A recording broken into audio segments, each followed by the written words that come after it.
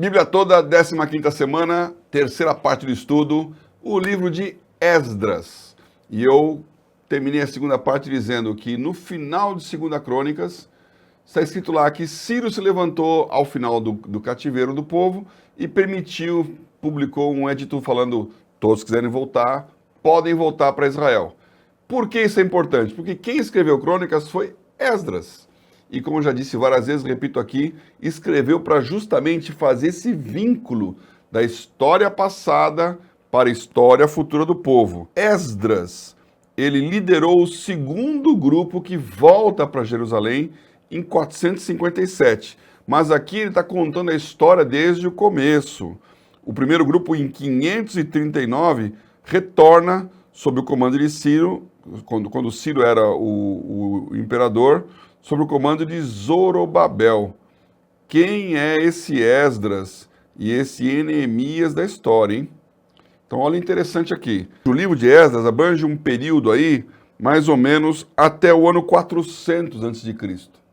Ou seja, tem 100 e tantos anos em que ele está historiando o que aconteceu com o povo.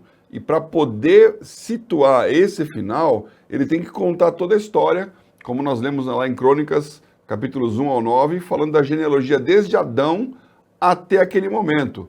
Recomendo que vocês olhem lá o nosso mapa genealógico, que eu dei o link ali, que você vê toda essa sequência de nomes, gerações, desde Adão até Abraão, e depois dos filhos de Jacó, as 12 tribos, até praticamente a época de Jesus. Nós estamos aqui no ano 300, no final dessa história, que já está no período interbíblico. Então vamos falar aqui ao longo do livro de Esdras de profetas menores. Falamos de Isaías e Jeremias no anterior, agora já entramos nos profetas menores, que são contemporâneos à história de Esdras.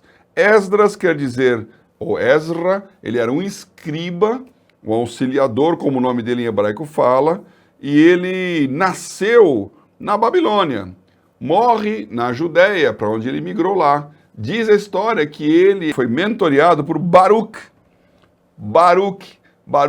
nós vamos ver aí quando falamos de Jeremias, é contemporâneo lá de Jeremias, e ele ajudou, como um babilônico, a registrar as profecias também. Então você vê que a história conecta esses personagens todos aqui, né? O Esdras, sob o rei Artaxerxes, recebe a ordem de ir para Jerusalém. Vai levar uma oferta para o templo e ele, como um escriba, restaura todos os ofícios do templo. Agora, lendo aqui o livro dele, nós temos em Esdras, capítulo 1, essa história do Ciro convidando os judeus a voltarem. É uma conexão com 2 Crônicas 36. Então, no primeiro ano de Ciro, rei da Pérsia, ele chama todo o povo para voltar. E o povo volta para Jerusalém com Zorobabel. Em Esdras capítulo 2, conta-se a história do Zorobabel e de quem voltou com ele, né? Aqueles que estavam juntos ali. Então, Esdras 2, pronto. Lista dos que voltaram da Babilônia para Jerusalém. Então, muitos nomes aqui, já vimos a importância desses nomes. Eu só quero dar ciência aqui, lá no final, quando você vai ler todos os nomes, se você gostar de algumas histórias, elas estão bem interessantes aqui, no meio desses nomes que são conhecidos, né? No final ele fala assim, versículo 61, e dos filhos dos sacerdotes, os filhos de Abaías, os filhos de Cós, os filhos de Barzilai, que tomou mulher das filhas de Barzilai, o Gileadita, e que foi chamado do seu nome. Já faço aqui a minha perguntinha aqui, a última pergunta dessa aula. Quem foi esse Barzilai aqui que está sendo citado nesse momento e cujas filhas deles, das filhas de Barzilai, foi chamado do seu nome? Esses nomes todos buscaram registro entre os que estavam registrados nas genealogias, mas não se acharam nelas, pelo que por imundos foram rejeitados do sacerdócio. Olha a importância da genealogia. Você não está escrito, você não está vinculado, você está fora. E não apenas fora, mas imundo. Vai ver que essa aqui rendeu muito pano para manga isso aí. E aí então ele continua dizendo que eles não comessem das coisas sagradas, até que houvesse sacerdote com Urim e com Tumim, ou seja, que que se restaurasse a figura do sumo sacerdote, que é que vestia aquele peitoral com as pedras, com as 12 tribos, e com o Urim e com o Tumim, como nós já estudamos aqui quando lemos o livro de Levítico. Então, Esdras capítulo 2 conta essa história da contagem dos povos e da restauração de Israel como uma nação. Esdras capítulo 3 fala que o altar é levantado. Então, firmaram o altar sobre as bases, não tinha um lugar para adorar a Deus. Então, eles começam a pensar na construção do templo e tem o altar. Tem o altar, eles celebraram a festa dos tabernáculos. Versículo 4, como está escrito, e ofereceram holocaustos de dia em dia por ordem, conforme o rito, cada coisa no seu dia. Festa dos tabernáculos, já falei aqui, as festas nacionais são a identidade cultural de um povo, de uma nação. Esta festa dos tabernáculos é a festa onde eles lembram que eles moravam em tendas. Então eles constroem cabanas e até hoje, se eu for para Israel, nesta festa do tabernáculo, eles vão estar lá com folhas de árvores da época do deserto. Algumas árvores são específicas que eles constroem as cabanas e vão passar o dia lá. Você vai em volta do muro de Jerusalém, lá do Muro das Lamentações, eles têm uma grande galpão onde eles montam seus tabernáculos. Essas festas estão lá até hoje. O que Esdras fez, ou o povo fez quando voltou? Restaura estas festas. São postos os alicerces do templo, né? Então eles começam a construir, e aí então, um texto que é famoso, né? Que aqui, Esdras 3, no final do capítulo, ele fala que quando a fundação ficou pronta, todo o povo jubilou com grande júbilo, quando louvou o Senhor pela fundação da casa do Senhor. Porém, muitos dos sacerdotes e levitas e chefes dos pais, já velhos, que viram a primeira casa sobre o seu fundamento, vendo perante seus olhos esta casa, choraram em altas vozes, mas muitos levantavam as vozes com júbilo e com alegria, de maneira que não se discernia o povo as vozes de alegria das vozes do choro do povo, porque o povo jubilava com tão grande júbilo que as vozes se ouviam de muito longe. Há uma aplicação aqui, porque os velhos tinham na cabeça a imagem do templo de Salomão, e os jovens estavam vendo o que não existia e começava a existir. Deus fazendo uma coisa nova. Cuidado você, quando alguma coisa que é para ser celebrada, na verdade é lamentada. Vozes de júbilo misturadas com vozes de choro. Júbilo pelo novo que está acontecendo, choro porque, podia ser mais. Foi melhor. Não é igual. Cuidado com a sua perspectiva de olhar para trás e não olhar para frente. Lição aqui do capítulo 3 de Esdras. Capítulo 4 também conta uma história que eu já falei várias vezes aqui. Os samaritanos aparecem. Ouvindo, pois, que estavam edificando o templo do Senhor, chegaram a Zorobabel, os chefes dos pais, e disseram: deixai-nos edificar convosco, porque como vós, buscaremos a vosso Deus, como também já lhe sacrificamos desde os dias de Esar-Hadon, rei da Síria, que nos mandou vir para cá.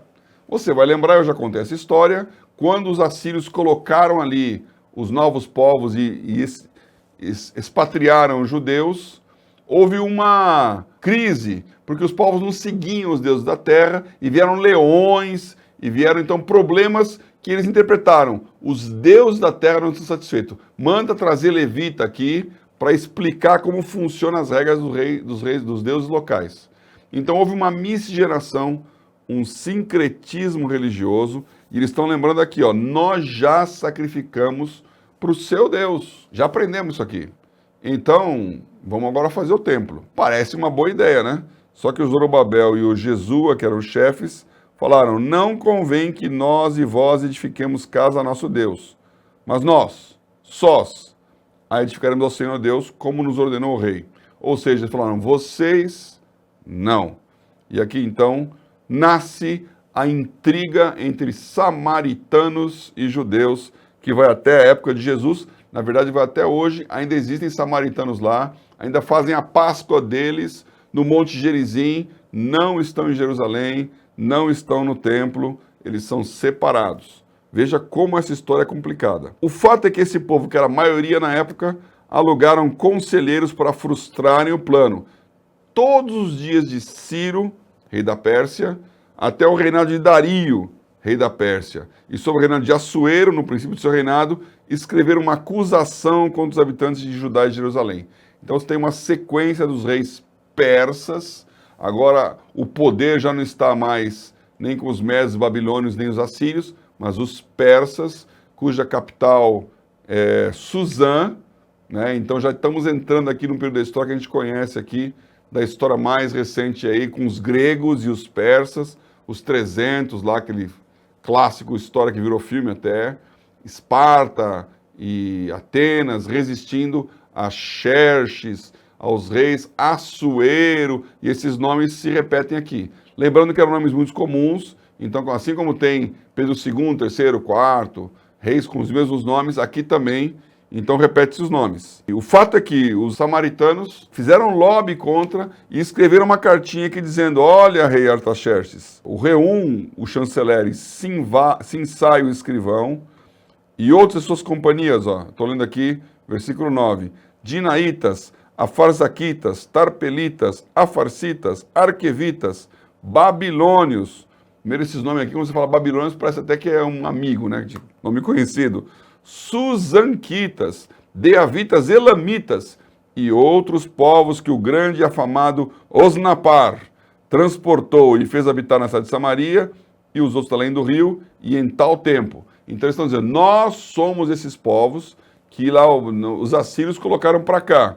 Agora nós estamos descrevendo aqui, o povo daqui é um povo complicado, esse povo ele é um povo rebelde, eles estão restaurando os muros, restaurando o templo, isso é perigoso, não deixa não. Moral da história, aquela carta foi lida e o rei falou, ó, eu li aqui, a carta que enviaste foi explicitamente lida diante de mim e ordenando eu, buscaram e acharam que de tempos antigos aquela cidade se levantou contra os reis e nelas tem feito rebelião e sedição. Nós vimos aqui todos aqueles nomes dos reis que, desde Josias e antes lá, se levantavam e se rebelavam. Então, na visão do outro lado, esse povo de Israel aí é complicado, né?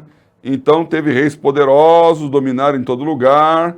Então, agora dai ordem para que aqueles homens parem, a fim de que não se edifique aquela cidade, até que se dê uma ordem por mim. Mandou, o lobby dos samaritanos ganhou, mandou parar. Então cessou a obra da casa de Deus, que estava em Jerusalém, e cessou até o ano 2º do reinado de Dario, rei da Pérsia. O capítulo 5 de Esdras conta a história de Ageu e Zacarias, que nós vamos ler mais para frente também, profetas menores, que estavam lá falando, escuta, vocês moram nas suas casas e Deus não tem casa aqui? Vamos construir, vamos construir. Eles exortam o povo a continuar a construção do templo. Então, palavras de Deus e profecias sobre essa construção, e eles então pedem ao rei novamente. Então ele fala, agora pois se parece bem ao rei, busque-se lá na casa dos tesouros do rei, que está em Babilônia, se é verdade, haver uma ordem do rei Ciro para edificar esta casa de Deus em Jerusalém, e sobre isso nos faça o rei saber a sua vontade. Cartinha dos judeus, falando, olha, vai lá olhar porque o rei mandou a gente construir. Nós não somos esse povo aí horroroso, não. O capítulo 6 fala, o rei Dario deu ordem, buscaram na chancelaria, onde se metiam os tesouros em Babilônia. Lembrando que ele já não estava mais na Babilônia, né? E aí então, no primeiro ano do rei Ciro, o rei Ciro deu essa ordem. Ele leu, né? Leu. Aquilo que eu já falei que é o último versículo de Crônicas, primeiro versículo de Esdras 1, aqui ele está repetindo que o rei Ciro deu a ordem para que se ofereçam sacrifícios e fundamentos serão firmes do templo em Jerusalém.